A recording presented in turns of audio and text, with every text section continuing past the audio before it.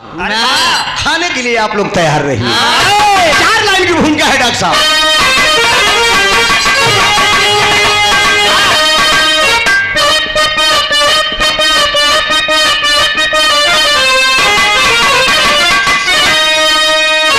इस प्रांगण में इस प्रांगण में कुछ पढ़े लिखे साथी भी बैठे हैं, विद्वान लोग। जरा मेरी लेखनी पर ध्यान देंगे, मेरी भूमिका पे लाइन पर गौर करेंगे। डॉक्टर साहब है ना, अध्यक्ष जी आप सब गौर करेंगे। अनुप्रास अलंकार से भूमिका लिखी गई है कि चेतन चपल चंद्रिका चंद्रमा की। क्या हुआ डॉक्टर? बैठा यार, कहां निवृत्त है? बार बार जमाना खराब बा ना, उन्हें मार दे तो वह दिक्कत हुई। हाँ पॉकेट वगैरह गौर करेंगे। कैसा मिला? चेतन चपल चंद्रिका चंद्रमा की। अरे वाह। चक्षु की चितवन चमेली सिकाया। चंदा मणि सा चिकुर चमचमाता। गुलशन अब हम तो से हम पूछबे भूमिका में कई ठिचाबा। चंदा मणि सा चिकुर चमचमाता। चक्षु की चितवन चमेली सिकाया। अरे चलत चाल चेतन सी चंचल चकोरी। चतर चित्त चौहर चहरु चारु बाचा।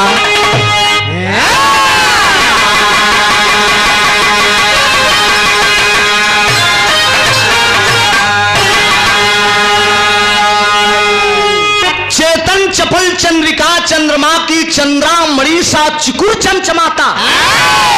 चक्षु की चितवन चमेली सिकाया। चलत चाल चेतन सी चंचल चकोरी। चतर चित्त चौहर चार चार वाचा। अनुप्रास अलंकार मिला मित्रों 48 था इस भूमिका में। खोपड़ी खराब हो जाएगी भैया के मिलावे में खाली भूमिका। जान ला जल्दी अस्त्र निकालित नहीं। लेकिन मैं आप लोगों के लिए गा रहा हूं, आप ही लोग मेरे भगवान है। कव्वाली लगत बा परशुराम गुरु जी की, स्वर्गीय परशुराम वाली।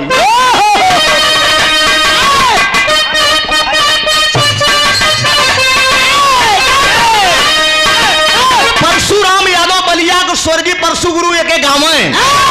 अरे उठो मुसलमान, उठो मुसलमान नमाज पढ़ लो।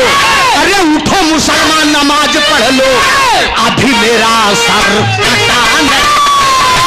मुसलमान नमाज पढ़ लो। अभी मेरा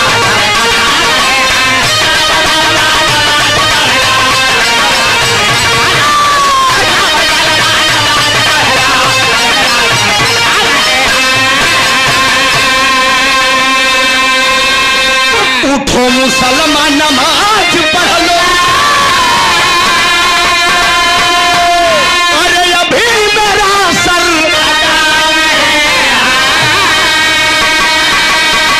अरे हुसैन जैसा दिया शहादत। अरे हुसैन जैसा दिया शहादत वैसा कोई दिया नहीं। दिया शहादत वैसा कोई दिया नहीं।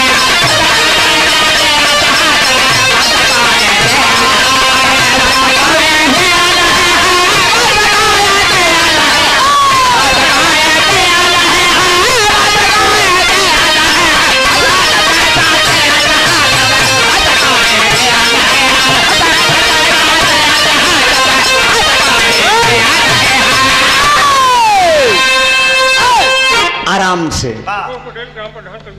संतोष पटेल ग्राम प्रधान करुआड़ी। तोहरे गांव प्रधान है करुआड़ी? कहाँ है? जयराम अब ठीक बा प्रधान जी। कमाई थोड़ा करे जा। अरे यार 5-6 साल पे आए तो 100 रुपये पाए। कमा कमा नरेगा उरेगा में ठीक ठाक से लहाएगा। डॉक्टर अवधेश पाल वीर काजी से 100 रुपए का आशीर्वाद है। India is the golden word कहा गया है साथियों। ये सोने की चिड़िया है। सोने की चिड़िया कहीं जाने वाली धरती पे कितना बड़ा अत्याचार है, थोड़ा रोड आप लोग छोड़ देंगे। ये गाड़ियां आ जा रही है दोस्त, किसी प्रकार का कोई दिक्कत न हो आप लोग का, हमारे भाई लोगन का कोनो दिक्कत हो। गाना का लाइन पे तरह गौर करा कव्वाली के भाव में। अरे सोने का यह देश हमारा, सोने का यह देश हमारा, ऐसा कोई देश, सोने का यह देश हमारा, ऐसा कोई देश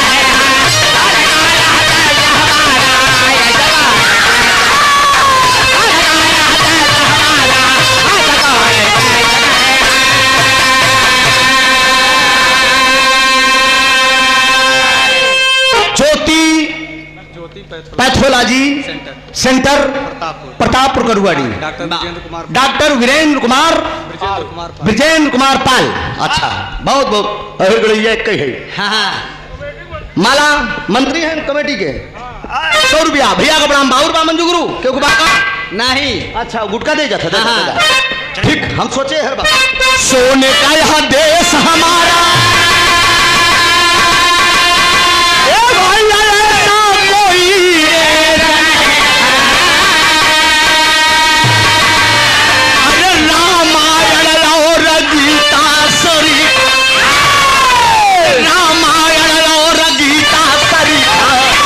सबसे बड़ा उपदेश नहीं है। यो समय बचावे के पंचम चालाकी, गुलाम मुन्ना के समझा। समय अगर बचावे को तो इसमें बची। गौर करेंगे, कहानी शुरुआत है कहाँ की है, लाइन है।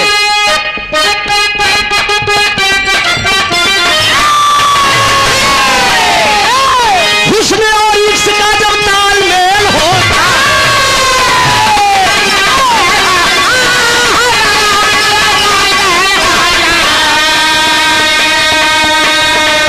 खुदा की अनोखा ही खेल होता है। केवट की कन्या पर पराशर मुनि दीवाना हुए। केवट की कन्या पर पराशर मुनि दीवाना हुए। अगर वह सम्मत हो मुनिवर की परवाना हुआ। मेनका ने भी विश्वामित्र को भरमाया, मेनका ने भी विश्वामित्र को भरमाया।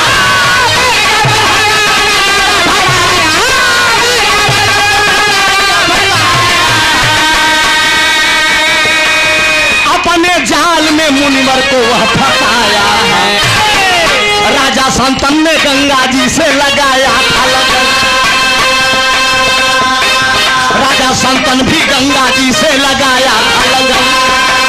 नारद भी जाकर विश्व मोहनी पे हुए लगन। हुस्न हावी है तो अब इश्क को कुछ देर नहीं, हुस्न हावी है तो फिर इश्क को कुछ देर।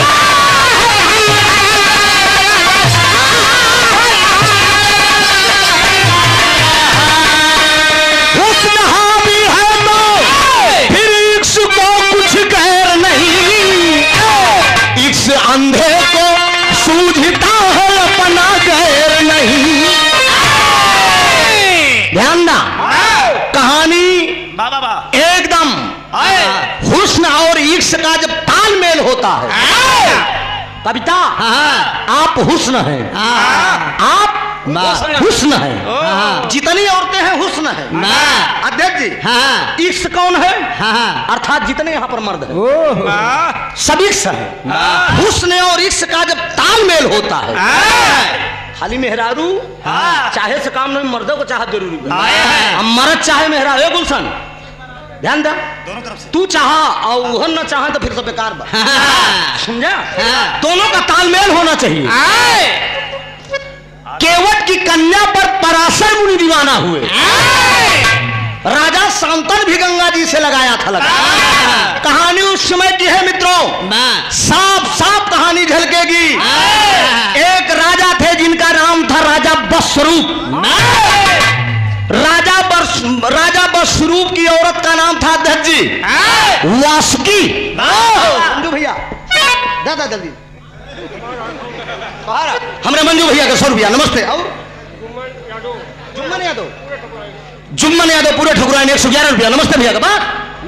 हो गया कहानी समझा ऐसे तब 26 साल में बड़ा बड़ा मंच गाई थी हाँ काम हो जाए काम हो जाए काम हो जाए हेरो होई हेरो होई हेरो अच्छा हो जल्दी आ जाओ आ जाओ आ जाओ सुदामा पाल गायक कलाकार जौनपुर के धरती से पैसा माला भैया का प्रणाम बा गौर करेंगे राजा बसरूप की रानी का नाम था वास्की वास्की जो उनकी रानी थी और राजा सोला में थी समझा था जो सोला का मतलब ना आप लोग भाई लोग मतलब मामला मासिक धर्म चालू था उसी समय राजा बसरूप जंगल में शिकार खेलने गए और जब जंगल में शिकार खेले गए भैया मंजू शिकार खेले जब गए ना तब का एक पेड़ के डारी पे एक भावरी भावरा प्यार करत रहे प्यार प्यार और जब प्यार करत रहे तो भावरी भावरा का प्यार देख के राजा बसरूप को मन डोल गया एकदम ले लागे नंगड़ाई हो एक पालतू पंछी था ये कोई कपोत बात नहीं है महाभारत की शुरुआत होगी एक पालतू पंछी था वो भी राजा बसरूप के साथ गया था राजा भौरी भौरा का प्यार देखते समय संहार नेपाल सीसी ढरक गई वो करे का मारे सनम के मारा को दोनों में रोप ले पापरी धरती पे गिर जाए तो परले हो जाए मुन्ना गुरु ओका दोना में रोक के अपने जो पालतू पंछी था वही को दे दे इसको ले जाकर मेरी रानी को दे देना वास्की को वो ग्रहण कर लेगी अल्लाह के जब पालतू पंछी भैया हरा वो दोना में वीर जब उड़ा न नीचे समुद्र है नीचे समुद्र का धारा के बीचों बीच जब आसमान में पहुंचा एक चील का निगाह पड़ेगी वो पंछी लेके दोना चला जात में जब पंछी चील देखे ना मन गड़बड़ाएगा दद्दा रामधार वाली लगी डॉक्टर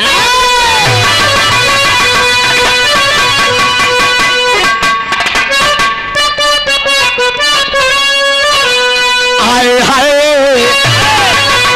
अरे झकोरा मारल झूलनी अरे झकोरा मारल झूलनी वही साड़ी लहराई रे झकोरा मारल झूलनी साड़ी लहराई रे झकोरा मारल झूलनी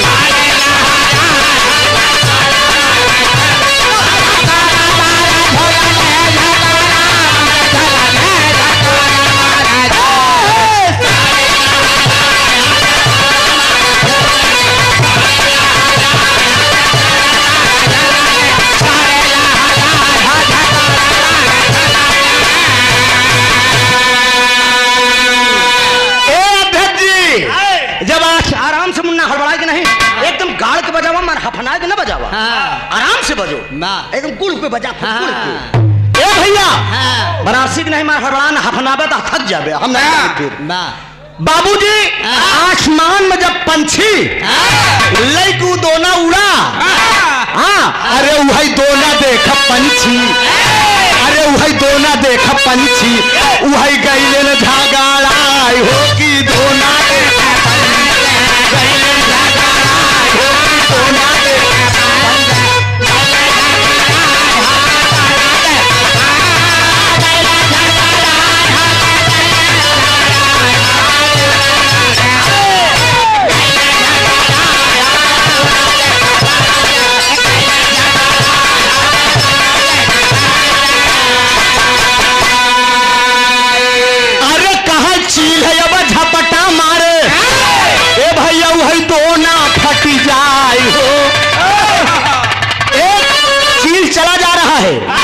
चील जब पंछी के देखे कि दोना लेक उड़ा जात बा तू वही चील झपटे झपटी झपटा में खींची खींचा में देख जी तू दोना फट गया जब दोना फट गया पंचाऊ गुलशन भैया तो हुमा से जो बीज रहा गिर कहाँ गिरा समुद्र के बीचों बीच जब समुद्र के बीचों बीच गिरा तो केकरे पेट में गा एक मछली थी मछली थी वो मछली के पेट में चला गया।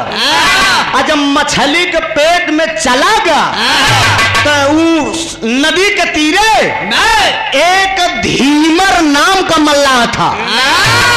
क्या नाम रहा? धीमर। धीमर नाम का मल्लाह जाल लगाए। और जब जाल लगाए अपने साथी से कहे जाल लगावा ही नदी में। जब जाल लगाए तो वही मछली जो राजा बस्वरूप को बीच जकरे पेटे में रहा मछली पकड़ाई गई। और जब मछली पकड़ाई गई तो राजा धीमर जात का मल्लाह था। तो मल्लाहों के एक राजा थे जिनका नाम था दरस राम। दरस राम राजा थे। वो मछली ले जाए के धीमर मल्लाह दरस राम के लगे ले गया। जब दरस राम के लगे ले गया कहा हुजूर ये मछली बड़ी मोट के बा हमरे समझ में नहीं आवत। वही दरस राम करन का आरा ले को मछली चिरवाई दे। जब आरा रह के चिरवाई दे तो गौर करेंगे मेरे मुकद्दर के मालिक विरहा के सुनने वाले भगवान। उस मछली के पेट से 2 संतान पैदा हुए। कौन कौन? एक लड़का पैदा हुआ जिसका नाम पड़ा मछोदरे। उस लड़के का नाम मछोदरे पड़ा। उस लड़के को कौन लिया? केवट का राजा जो दरस नाम था वो लड़के को ले लिया। समझा? और धीमर मल्लाह का लेस बिटिया जेकर नाम महाभारत में प्रमाण मिलत है ओकर नाम मल्लाह रखेस का मछोदरी। अरे वाह वही का नाम मछोदरी पर अभी मछोदरी की कहानी शुरू हुई। बड़ी हो गई सयान हो गए। बाप बीमार बाऊ बाप बीमार बा। धीमर मल्लाह बीमार बा। रोज नाई खेवत में पैसा कमाई के बाप को दे दी। एक दिन के बाद पराशर मुनि का आगमन हुआ उसी नदी के तीरे। पराशर मुनि इशारा किए उस मछोदरी से कि जरा मुझे नदी पार कर दो। मछोदरी कहा बैठा। अब बैठ के जब बीच धारा में लई के गई न तो अब देखा ये पहले के जमाने से मन गड़बड़ात रहा। गुलशन आज को नवाई बात न या। जब पराशर मुनि ओका देखे मछोदरी के एक नाम ओकर और रहा। मछली से पैदा हुई उसका नाम मछोदरी था। लेकिन समुद्र और मछली से पैदा होने के नाते मित्रों उस 100 जोजन ले गंधातव रही। कितना? 100 जोजन। 100 जोजन ले गंधाक्ष नहीं ही बड़े ओकर नाम में ठियोर रहन जोजन गंधा। अब बीच धारा में पहुंच गए। पराशर मुनि के ईमान डोल गया। जब ईमान डोल गया तो मछोदरी से कहा है कि तर्ज में डॉक्टर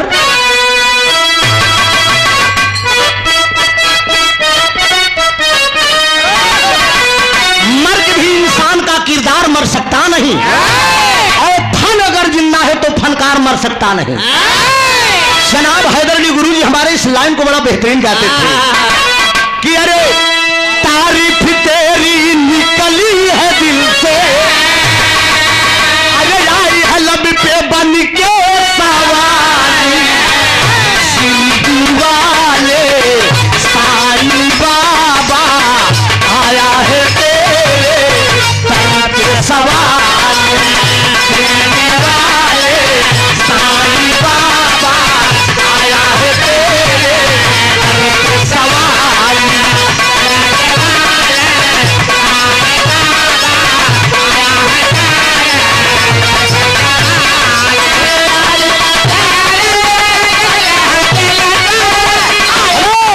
लेकिन वो पराशर मुनि अध्यक्ष जी बीच नदी के धारा में जब पहुंचन तो का जोजन गंधा के देख के कहा था मुनि जी अपन कविता मुनि जी अपन रुको बजाना मुनि जी अपन अंठी कंठी सब दूर धई दे कहा है अरे आस्था लगाए बैठा हूं कब से। अरे तू तो है मेरी सपनों की रानी तेरा सब कुछ निछावर आओ ले दे अपनी जवानी मेरा सब कुछ निछावर आओ ले दे अपनी जवानी।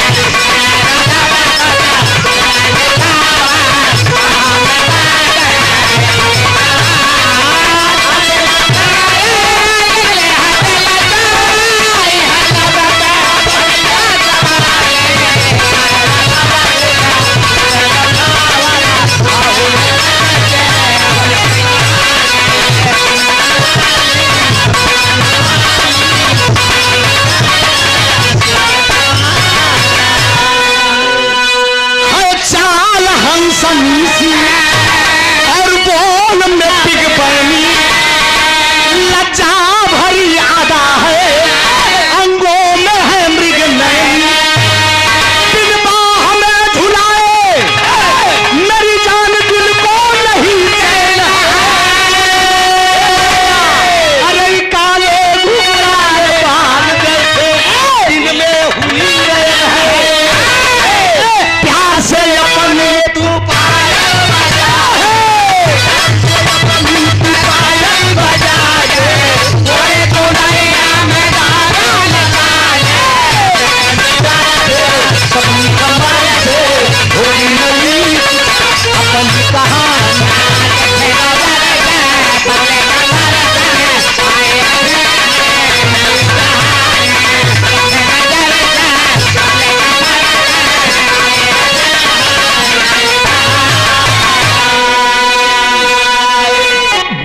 धारा में लेकर मछोदरी के जब पराशर मुनि पहुंचे हैं, पराशर मुनि कह रहे हैं कि जोजनगंधा मैं तुमसे प्यार करना चाहता हूं। अरे वो कहा है मुनि जी ये कैसे हो गया बुढ़ाई दाम साधु सन्यासी में नहीं हम सब जोजन लगंधा थे कहे तुम मेरे लिए खूबसूरत मलिका हो मेरा दिल आ गया तुम मेरी चन्ना मृत हो तुम मेरी चना मृत हो आए है रे अच्छा पराशर मुनि कहे हम तोरे साथे सब करे चाहिए थी वो लड़की 3-4 वचन पराशर मुनि के सामने रख देती है ठीक है आप मेरे साथ संभोग करेंगे लेकिन ओए रुको मेरा कुंवारापन नष्ट नहीं होना चाहिए कहा क्यों कहे नहीं जल देखत बजल गौर करेंगे मेरे मुकद्दर के मालिक कहे नहीं जल देखत बा कहे एक सारे हम व्यवस्था के कहे टेंशन लेते हो कहा का कर ब्या दिखाई यादव पान भंडार प्रतापपुर से 200 रुपया नमस्ते भैया के ठीक इनका धैर्य आराम से आप पराशर मुनि के लगे चली कहे ये जल देख रहा है मंजू गुरु अध्यक्ष जी ये जल देख रहा है कहीं चिंता न करा वो है माथे का चंदन ऐसे करने उठाए के जल पर छिड़के पूरा काई पड़ेगी तभी से काई की उत्पत्ति हुई जल में नंबर 1 पॉइंट मेरा नोट किया जाए मंजू गुरु 1 नंबर पॉइंट नोट कर लीजिए अध्यक्ष जी आप भी नोट कर लीजिए काई की उत्पत्ति 1 नंबर पॉइंट कहे ना और का दिक्कत हो बताओ जमन दिक्कत हो जे देखी सारी व्यवस्था करब लेकिन अब बही ठीक करब तुरंत बलन सुना नीचे ये बालू का रेता देख रहा है व्यवस्था हुए शरीरिया से एक रोमा उचार के फेंके ने तुरंत झाऊ घास जानमत है जाना था ना झाऊ घास जाम के धरती मुन गए और कौन देख रहा है कहे नहीं चारों दिशा देखत बा व्यवस्था कह दी उठाई के एक रोमा और मारन ताक भी ना चारों दिशा में कोहिरा हो गया जवन जाड़ा मजा लेहन पराशर भोगत है हम सब कोहिरा मजा लेहन के भोगत हम तू है जाड़ा में कोहिरा में जाए में सरवा बड़ा डर लागत है पराशर मुनि के मजा आया वही सजा हम सब भोगत है कहे न कहे न सौ जोजन लगंधात है कहे न बहन सुंदर कही दे तू टेंशन काहे लेते कमंडल का जल निकारण मारन गंगा जल ऐसे छिड़के नो एकदम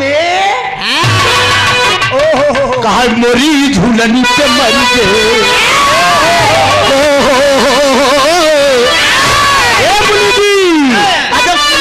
सुंदर बन गए ताप अरे मोरी झूलनी पे मर गए लाखों जवान मोरी झूलनी पे मर गए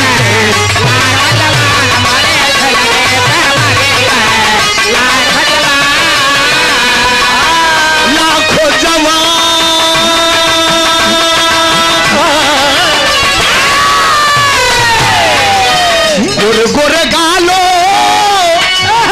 गोरे गोरे गालों पे काला काला तिल है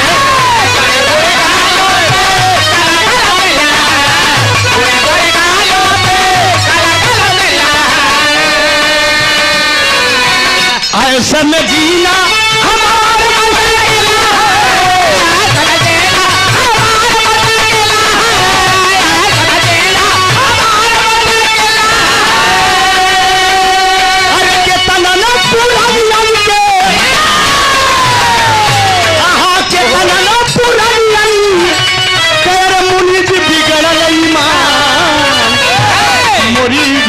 पे मरी के लाखों जवान। अरे पराशर मुनि कहा था हम व्याकुल है, हम जमन कहा तवन उतार दे। ये अंठी कंठी का बनी ऐसी तैसी। हाँ ए जोजन गंधा ए आ जाओ आ जाओ। आवा भूखान है। अब चली गए, पॉइंट नोट किया जाए। वो चली गए और जमन करे पराशर मुनि वही जल में फिट कही दे। आज जब फिट कही दे समय का चक्र बीता, पंचो तो एक लड़कियां पैदा हुआ। उस लड़की का नाम 3 नाम था मैंने बताया। पहला नाम क्या था? मछोदरी। दूसरा नाम था जोजन गंधा। जब वो सुंदर बनाए दे तो कर नाम एक थी और पर ये सत्यवती। सत्यवती। जब सत्यवती नाम पर ये संभोग करें, कुछ दिन के बाद एक लड़किया पैदा हो गया। मुनि जी की माया लड़किया का नाम का पड़ा? 1 मिनट। लड़किया का नाम पड़ा जेकर नाम जग में प्रसिद्ध बा, वो लड़का का नाम पड़ा वेद व्यास। उसी बच्चे का नाम वेद व्यास पड़ा। और लड़का के करे साथे गा मुनि जी पराशर मुनि के साथे चला गया। आज पराशर मुनि के साथे चला गया तो जोजन गंधा फ्री होगी। रोज वही नाव वहां कई बाप का पैसा कमाई के। अभी कहानी छोड़ दे, अब कविता की तरफ चलते ही। कविता बहन बताए न कि राजा शांतन एक बार जंगल में शिकार खेलेंगे। अब गंगा जी सैर करे जा रही, गंगा जी से नयन लड़ गया राजा शांतन का। व्याकुल हो गए, गंगा जी से जाए के कहें तू हमसे बियाह कैला। तो गंगा जी कहें बियाह तो करब लेकिन हमारा एक शर्त बा। कहें बोलो क्या शर्त है? कहें हमारी ये शर्त है हम जमन करब तमन करे कब हम हमारे काम में रुकावट डाले जान हम तो हाथ साथ छोड़ दे। ठीक है। समय का चक्र बीता मित्रों, अभी कविता जी ने बताया बारी बारी से 7 पुत्र अपने धारा में लिटाई दी, लेकिन राजा शांतन कभी बोलते नहीं थे। 8वां पुत्र कौन था? जिसका नाम पुराण के अंदर बताया गया भीष्म। जब 8वां बेटा भीष्म पैदा हुआ, लेकर गंगा जी जब धारा में फेंकने जा रही है, उसी समय राजा शांतन से नहीं बर्दाश्त हुआ। राजा शांतन गंगा जी से बोल दिए कि ए गंगा, ये तो घोर पाप करने जा रही है।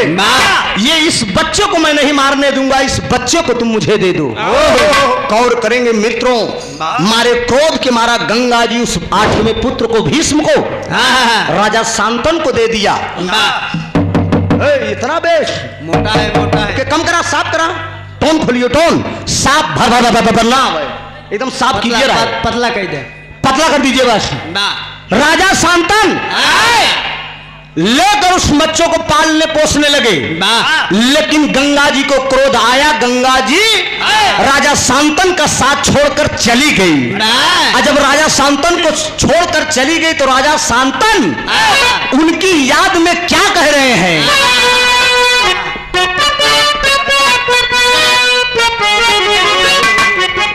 लगा के यह लाइन बा, एक पत्ती और तनिक बढ़ा।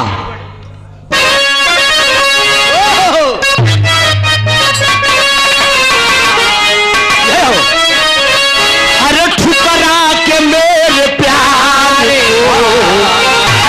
अरे गंगा अरे ठुकरा के मेरे प्यारे, तुमने बुरा किया। ठुकरा के मेरे प्यारे को तुमने बुरा किया।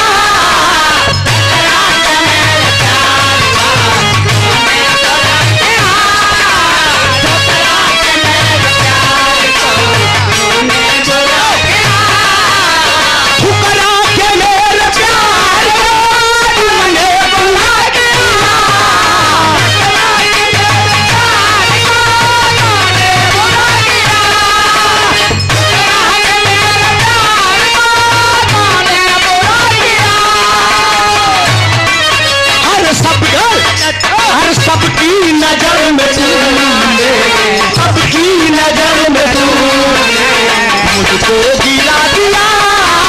सबकी नजर में तूने मुझको गिरा दिया। सबकी नजर में तूने मुझको गिरा दिया।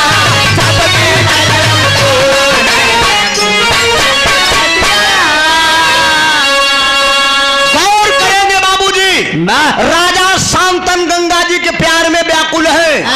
लेकिन कुछ दिन के बाद वही राजा शांतन गंगा जी को भूल गए।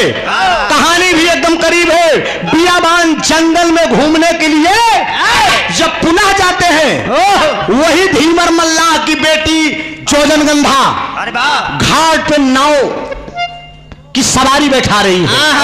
और घाट पर जब राजा शांतन पहुंच गए, घाट पर जब पहुंचे तो सत्यवती जोजनगंधा से राजा शांतन का नजर लड़ गई। लौट के आए मूड़ो मूड़ पड़ गए। देखा ही चौथेपन के बाद बुढ़ौती में राजा शांतन को दूसरा प्यार भ पहला प्यार गंगा से, दूसरा प्यार जोजनगंधा से।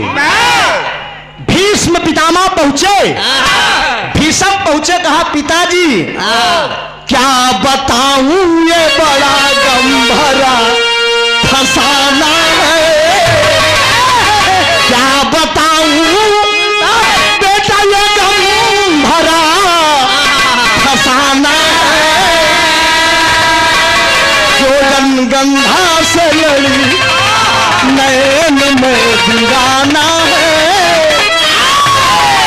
भीमर मल्लाह की बेटी जिसको बताता हूँ नैन के बाण से घायल हुआ जमाना है। अरे बाप रे बाप। भीष्म पितामह कहते हैं कि पिताजी क्या बात है, आपका मुखमंडल मुरझाया क्यों है? किसी ने कुछ कहा नहीं बेटा, किसी ने कुछ नहीं कहा। कहा बतावा बात का बात अध्यक्ष जी, कारण बतावा। कहन कारण यही बात कि धीमर मल्लाह का बिटिया जोजनगंधा से न लड़ी, उससे हमार प्यार हो गया। तब कहन अरे बधौता सिर पे, अरे बधौता सिर पे मूड़े मौरवा, बेटवा यही लाल सा फिर से ब्याह रचौता, बधौता सिर पे मूड़े मौरवा।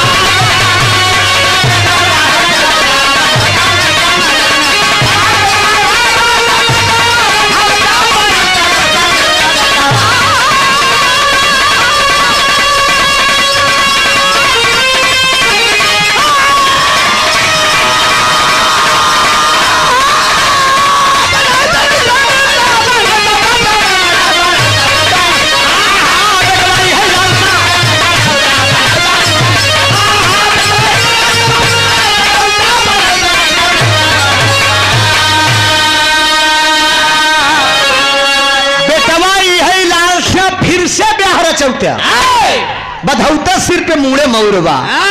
राजा शांतन भीष्म पितामह से कह दिए कि बेटवा फिर से हमार बियाह कराएगा। कहन पिताजी आप चिंता मत करिए, मैं प्रण कर रहा हूं, मैं पूरी जिंदगी शादी नहीं करूंगा। एक लेख में लिखा गया कि बाप का शादी बेटवा कर से बेटवा के भंवरिया। राजा शांतन की शादी करा दिए, लेकिन भीष्म पितामह पूरी जिंदगी कुंवारे रह गए। वही चल दिए आए है पापा। अरे भीष्म पहुंचे केवट के दुआरिया नन्ना पा लगी। भीष्म पहुंचे केवट के अरे दुआरिया नन्ना पा लगी। आए राजा तोहरे हम बखरिया नन्ना पा लगी।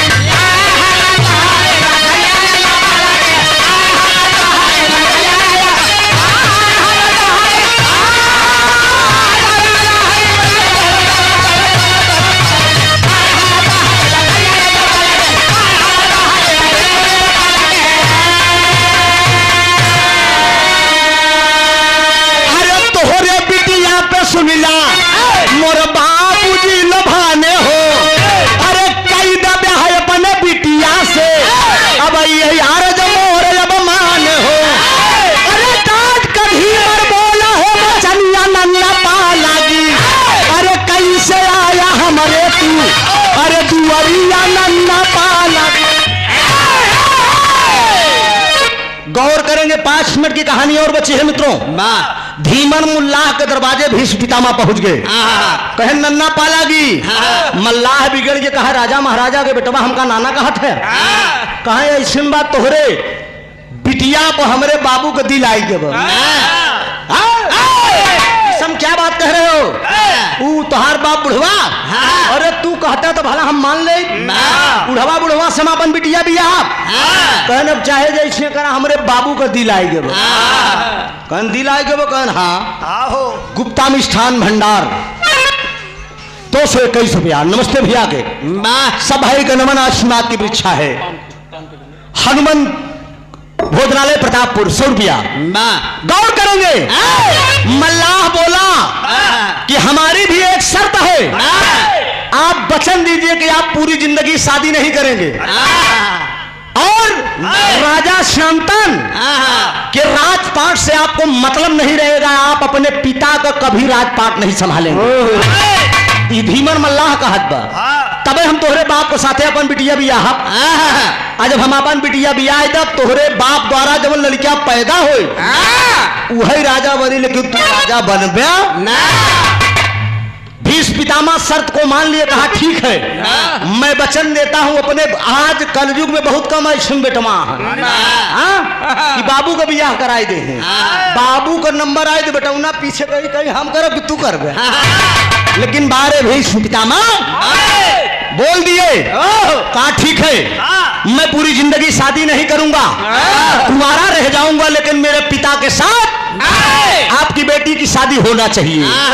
तो आल्हा का भाव लग गया।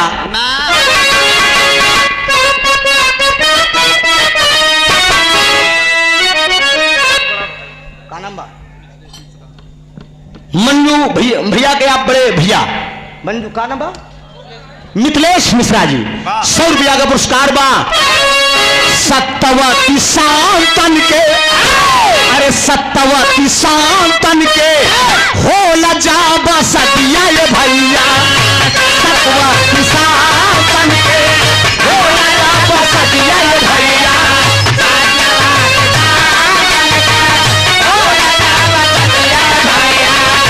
खुशियां मनावाई बाबू, खुशियां मनावाई बाबू, सुना नारना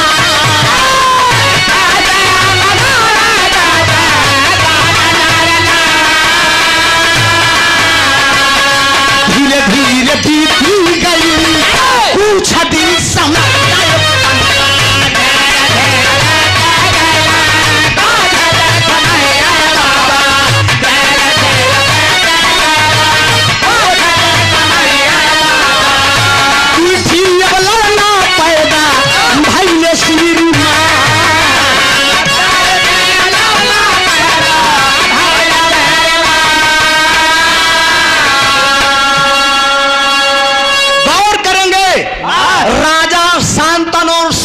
की शादी होती है, शादी होने के बाद 2 बच्चे पैदा हुए। मंजू गुरु अध्यक्ष जी कौन कौन? जिनका नाम महाभारत के अंदर प्रमाण दिया गया। बड़े वाले बेटे का नाम था चित्रांगन, अब छोटे वाले बेटे का नाम था विचित्र वीर। चित्रांगन से कौरव वंश की उत्पत्ति हुई। चित्रांगन से कौरव का वंश चला, विचित्र वीर से पांडव का वंश चला। लेकिन एक दिन जंगल में, एक दिन जंगल में, अरे एक दिन जंगल में शिकार खेल भैया, एक दिन जंगल में शिकार खेल भैया।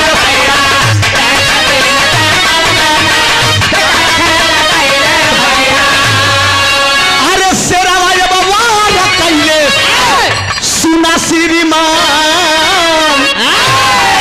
चित्त कहानी कम समय में खत्म करूंगा ताकि आप लोग उबिए ना। 5 मिनट का भाव बचा है। चित्रांगन जंगल में शिकार खेलने गया, शेर वार कर दिया, चित्रांगन मर गया। बचा कौन है? विचित्र वीर। विचित्र वीर जब बचावा तो एक दिन विचित्र वीर के मन में शंका आएगी।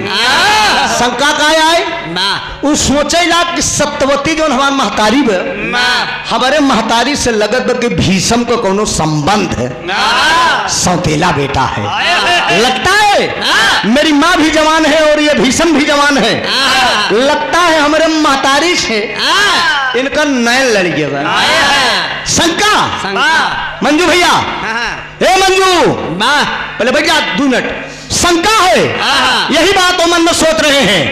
एक दिन की बात है, महल में सत्यवती लेटी है और भीष्म पितामह प्रवेश कर गए। तो दिवाली से छिप के, जंगला से छिप के कौन देख रहे हैं? विचित्र वीर कि कमरा में भीषम गहन हमारे माता जी लेटी हैं, लगता है भीषम और मेरी माता जी के अंदर कोई अवैध संबंध है। लेकिन गौर करेंगे बाबूजी, इस धरती पे अगर बेटा हो तो भीष्म पितामह जैसा हो। बीएल पाल बसना से, सीएल पाल बसना से 100 रुपया भैया को बढ़ाऊं 5 मिनट और। पैर पलंग से नीचे गिर गया है, पैर पलंग से नीचे गिर, बारे भीष्म पितामह दोनों हाथ न लगाई के यही सिर से लगाए के बाबूजी पैर तरे ऐसे पैरवा उठा कर रखता है। और विचित्र वीर देखियत है, सोच रहे कि भीष्म पितामह के अंदर इतनी बड़ी माँ के प्रति भक्ति है। निकल कर जब भीष्म पितामह आए तो विचित्र वीर सवाल कर दिया कि भैया मन के अंदर अगर कोई पाप आ जाए, मन के अंदर अगर कोई पाप आ जाए तो उस पाप का निवारण कैसे हो? भीष्म पितामह बताते हैं, कहा उत्तर से दक्षिण, गौर करेंगे, उत्तर से दक्षिण जो नदी बही हो और उस नदी के बगल में वट वृक्ष का पेड़ हो, वट वृक्ष के पेड़ के बगल एक कंदरा हो जिसको गुफा कहा जाता है। उसी गुफा के बगल, उसी गुफा के बगल जो इंसान अपनी चिता लगा के उस चिता पर लेट जाएगा, उसके मन की आत्मा को शांति मिल जाएगी। और करेंगे मित्रों, विचित्र वीर इस धरती पे हर जगह पर खोजने लगे ऐसा स्थान। उत्तर से दक्षिण नदी कहाँ है, वट वृक्ष का पेड़ कहाँ है, भीम कुंड कहाँ है, मैं आत्मदाह करूंगा और अपने मन को शांति करूंगा। कहाँ मिला आखिरी भाव खड़ी का जरा गौर करें आप सब।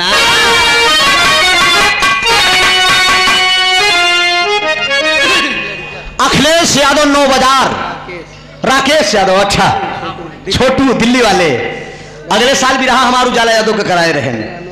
अच्छा बानोई आपकी हैं, बहुत बहुत धन्यवाद, लव यू लव यू। आ जाइए आप भी मंच पे, क्यों आप वहां हैं, आपसे भी मुलाकात हो जाए। सुंदर पुष्पहार बहुत समाहा, राकेश पहचान थे, ठीक बा, इतना समय ना ला, जीजा के भेज दे अपने, जा तू जा तू।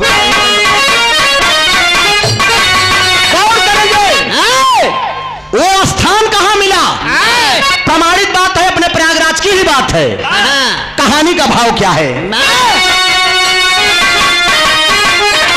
अरे सारी शंका मन के, अरे सारी शंका मन के बाबू दूर हो गई। अरे प्रयागराज की धरती मन सहिता मशहूर भाई।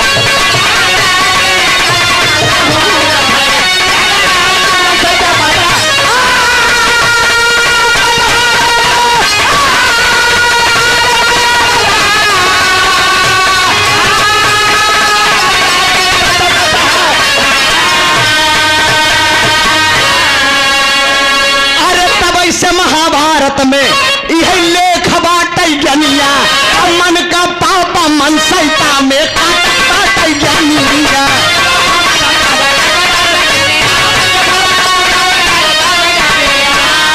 अरे जुगनू हैदर की कहानी, अरे जुगनू हैदर की बिटिया अब मशहूर भाई।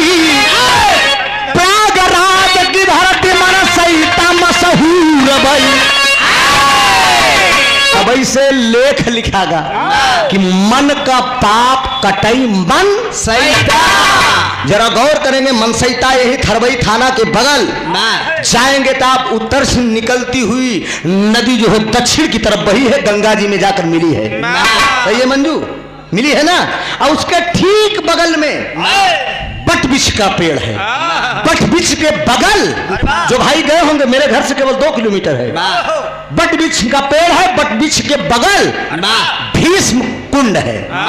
भीष्म कुंड, उसमें भीष्म कुंड के बगल विचित्र वीर चिता लगवा के अपना अंतिम दाह संस्कार किया था और अपने मन को शांति दिए थे। तभी से कहानी बनी कि मन का पाप कटई मन सैगा। यही से कहानी मेरी खत्म है। स्वामी गीत आनंद आनंद भय भूलते दिए को रामधार हैदर अली जुगनू गईले स्वर्ग।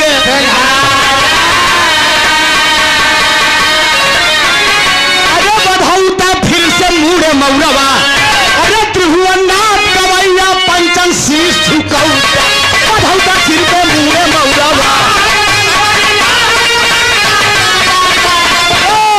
राजा हो तो है कैसे मना, राजा हो तो है कैसे मना, राजा हो तो है कैसे मना। अरे रतियै में रतियै में रतियै में, हाँ रतियै में हमारे न लागैया भाई, दूल्हा हो तो है कैसे मना।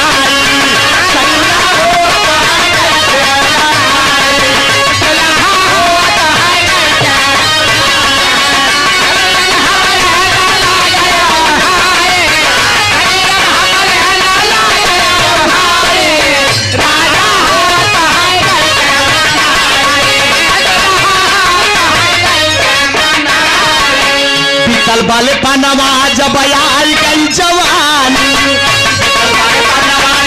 आई गई जवानी, अरे रही रही के सदियई, अरे रही रही के सदियई पले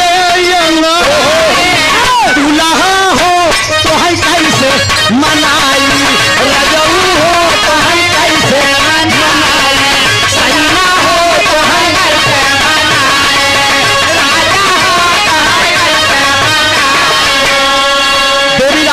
आप। पान भंडार प्रतापपुर से 100 रुपया। नमस्ते भैया के नंदलाल मिश्रा, हमारे मंजू भैया के पिताजी 100 रुपया देती है लाइन पे। अरे बड़ा नीक लागई तोहार गोरी नखरा, बड़ा नीक लागई तोहार गोरी नखरा, बड़ा नीक लागई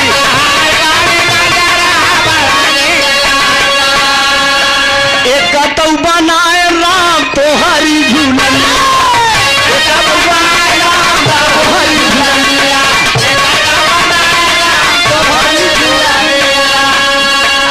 दूधे झूलनिया हो हरी हरी पत्तिया, दूधे झूलनिया हो हरी हरी पत्तिया।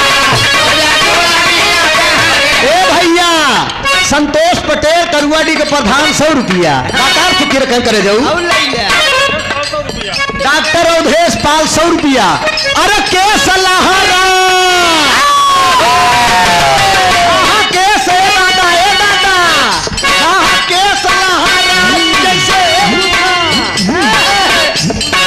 ओहो ए गुलशन, के सलाहरा जैसे सावन के बदरा, बड़ा नीक लागा तोहार गोरी नजारा, बड़ा नीक लागा तोहार गोरी नजारा, बड़ा नीक तोहार गोरी नजारा, तोहार गोरी नजारा, बड़ा नीक तोहार गोरी नजारा, बड़ा नीक तोहार गोरी नजारा, बड़ा नीक। यादव पान भंडार प्रतापपुर चौराहा से 100 रुपया भैया का प्रणाम। दे जल्दी जमन देखो ना कहा बड़ा नीक लागई तोहार गोरी नखरा, बड़ा नीक लागई। बहुत बहुत धन्यवाद दाता, सुखी रखे, मजा।